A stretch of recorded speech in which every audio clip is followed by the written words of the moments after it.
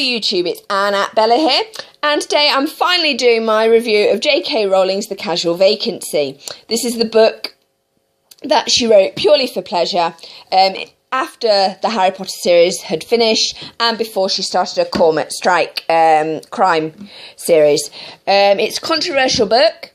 The BBC One, recently did a 3-part adaptation of Causal Vacancy, and I'm going to be reviewing both at the same time.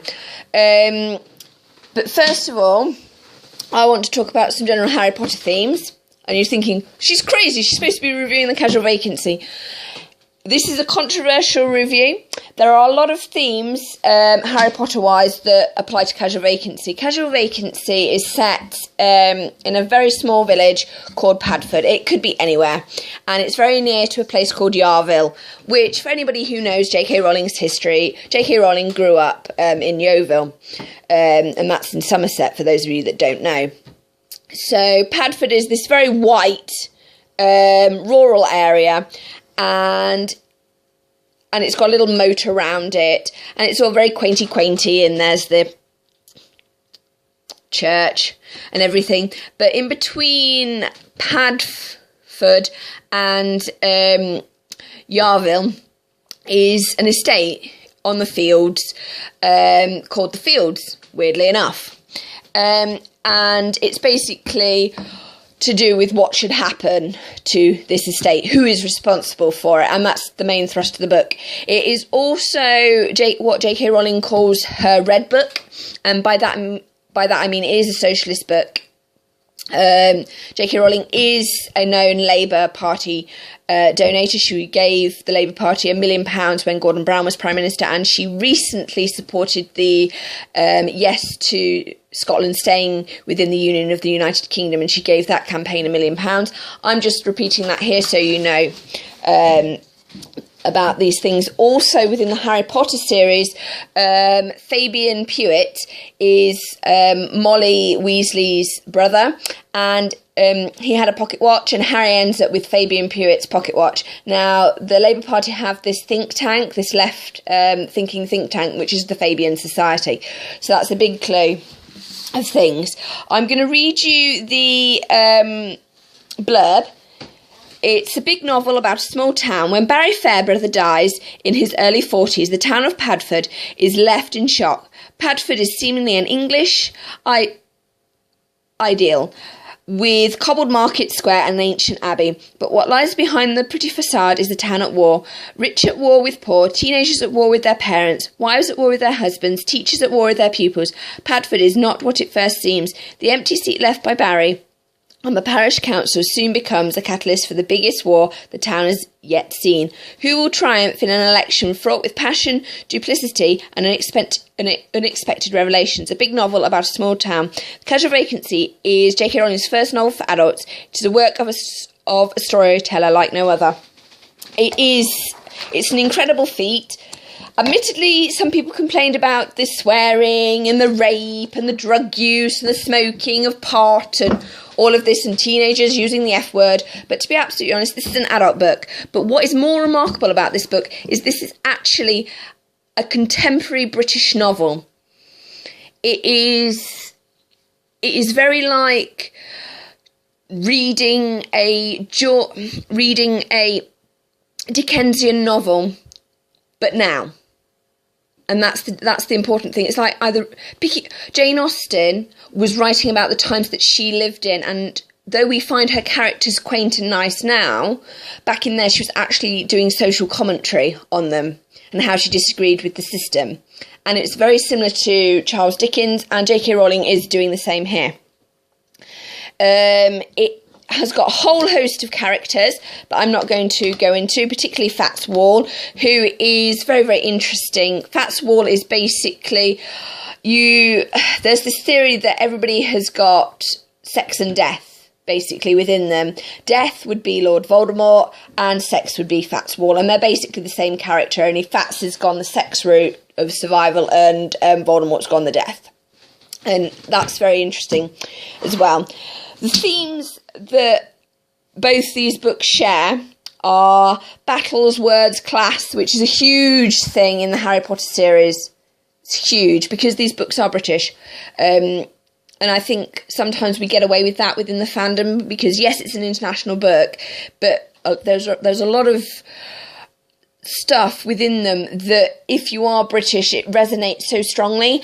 And I think she's done it beautifully in Causal Vacancy. Again, there are issues with class because the people from the fields clearly are or were working class, but they've clearly become the underclass, if you believe underclass theory. There's change, there's fear, there's hate, there's bravery, there's loneliness, there's fair play, there's acceptance, there's grief, there's cunning, there's government and control. All of these things are in Harry Potter and all of these things are in Causal Vacancy. It's basically, she's written a Harry Potter story without the magic. The ending of Causal Vacancy is very depressing. In the TV series, the ending is slightly different because only two of the three characters that die. One gets a reprieve, but is it really a reprieve because he's going to be going through a system which is brutal. I'm not going to tell you the ending because I think you should go and read it. It is her most controversial work ever, I think. Which is saying something, considering that Harry Potter books have been literally burned. But Causal Vacancy is a contemporary British novel that reflects the UK today. And that's what's so amazing about it, and that's why it's so brilliant.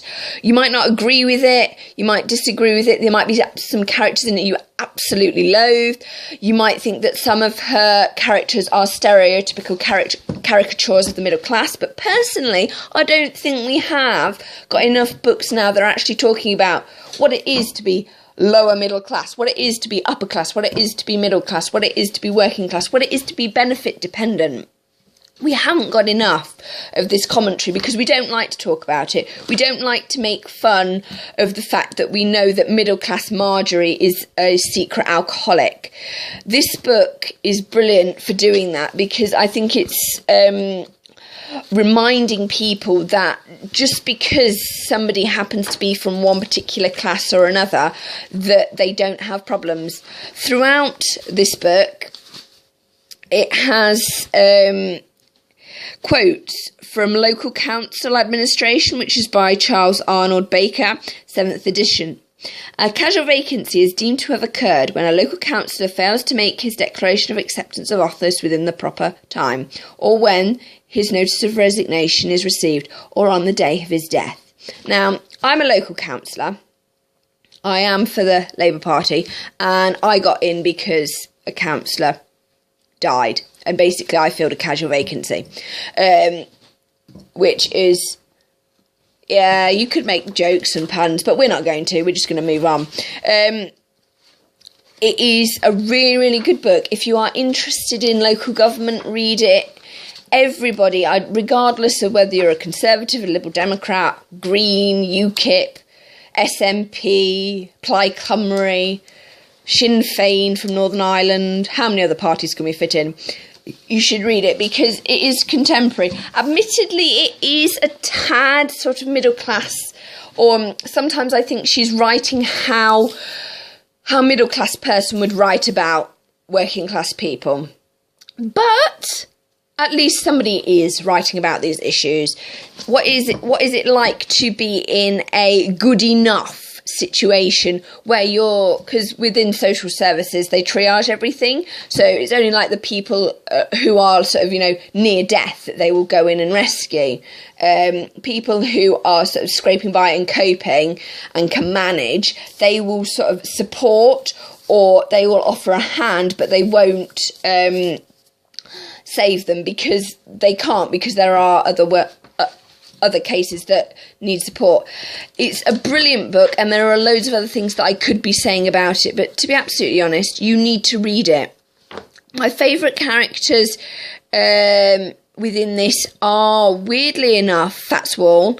His interest in authenticity is fascinating because you know when you're a very small child and your mum gets an absolutely horrible present from an aunt that she doesn't like, and then the aunt comes around to tea and mum's saying, oh, I got the present and I really liked it, and then you as a small child say, no you didn't, you absolutely hated it, and the parent is desperately trying to shut you up because you've not learnt that people to save other people's feelings, sometimes you have to say things that you don't necessarily mean.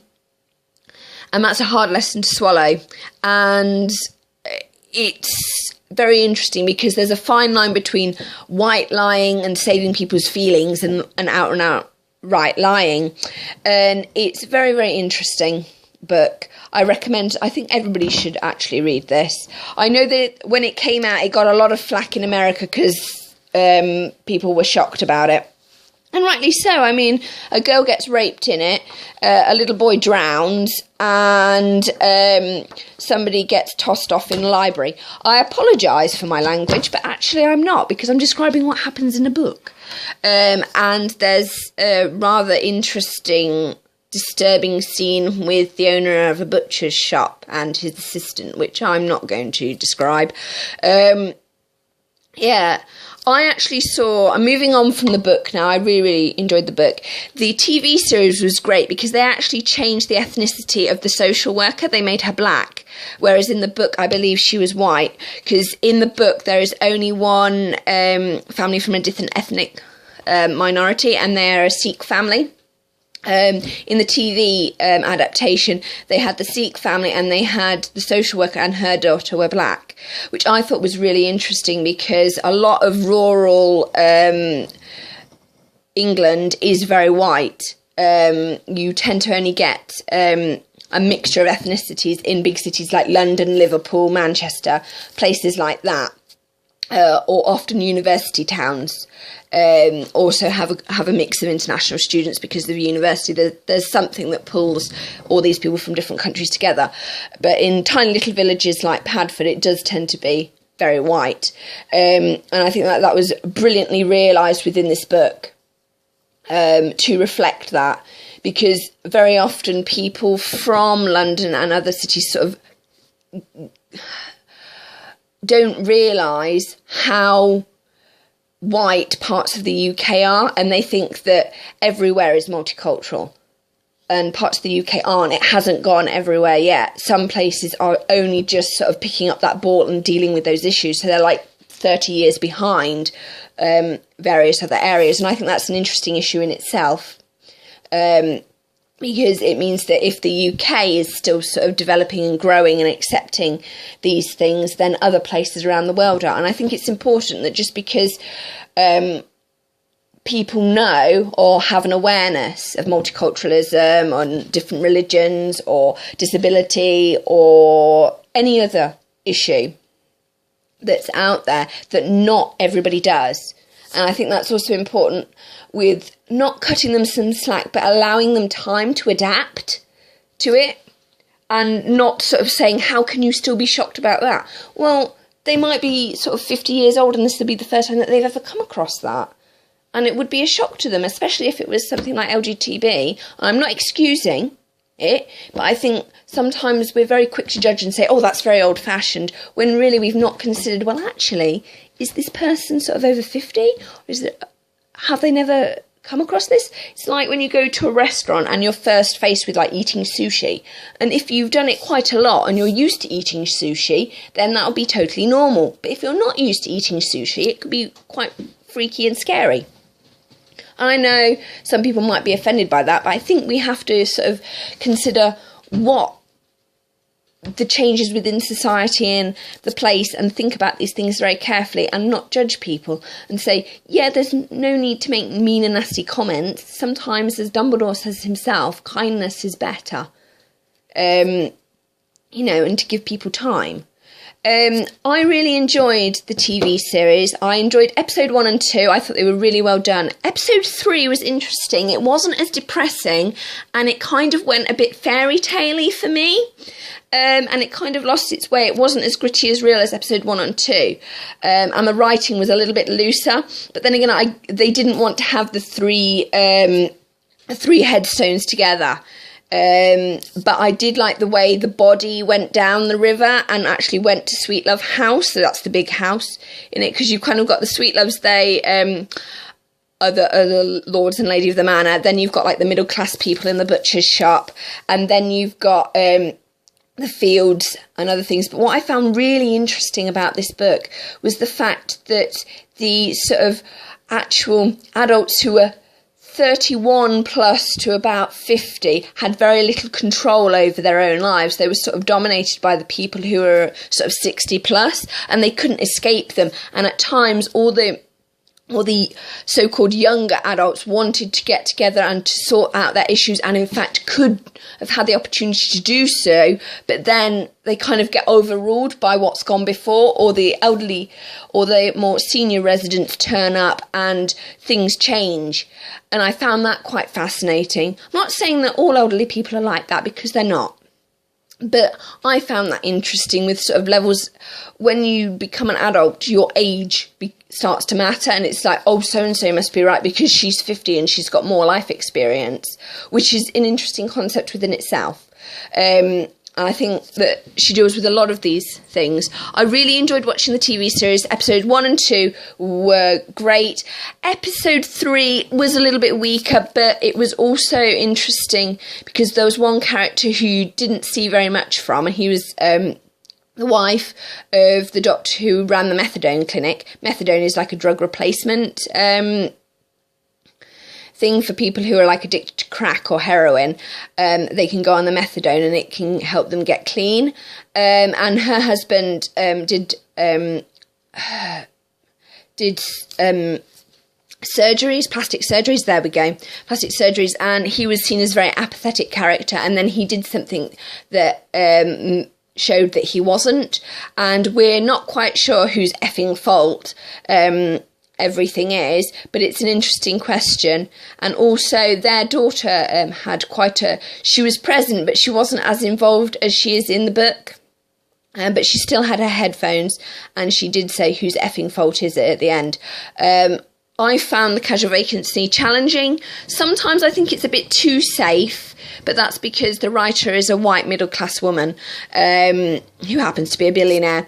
So they're all fair criticisms, but I think it's an excellent book. I think that anybody who's in public life should read it. And I think that even if you don't like it, it's challenging. Even if you don't agree with it, you should read it, because I think it's important that just because we think that, what do we do with people who are on benefits? What should we do? How should they be treated? Should they just be kicked out? Should we look after ourselves, or should we be more compassionate and kind and caring? And it does raise some questions. What do we do with the weakest members of society? I think that's the biggest issue that the book actually comes across. And it's also something that you find within the Harry Potter series, because it's like, what do you do with the weakest member of society? And when you actually apply that to Harry Potter, you end up with your weakest member of society actually being Lord Voldemort, which is quite an interesting thing when you consider it. That's all I'm going to say about this. I hope you've enjoyed this review. Yes, it is controversial. Yes, it is challenging. But I'm putting this out there because I think it needs to be there. It's important. I hope you enjoyed this. I've not really explained the plot of the book because you need to go and read it. And whether you think that Sweet Love House should have stayed or should have gone is up to you. Sweet Love House is not the house that the Sweet Loves live in. It's they're the Lords of the Manor. They have another house that's outside of Pagford. It's a house that was bequeathed to the people of the Fields as like a community centre, and the town council in this want to turn it into spas, and that's basically the premise. So I have told you a little bit of the plot, but I didn't want to tell you all of it. Hope you've enjoyed this video. Like, comment, subscribe, talk about it, discuss. I mean, it is an interesting book. It is challenging, and I think she's really brave for actually doing it, for writing it. I think it's brilliant. Okay, this is the end of the review. Anne and Bella signing out. Bye!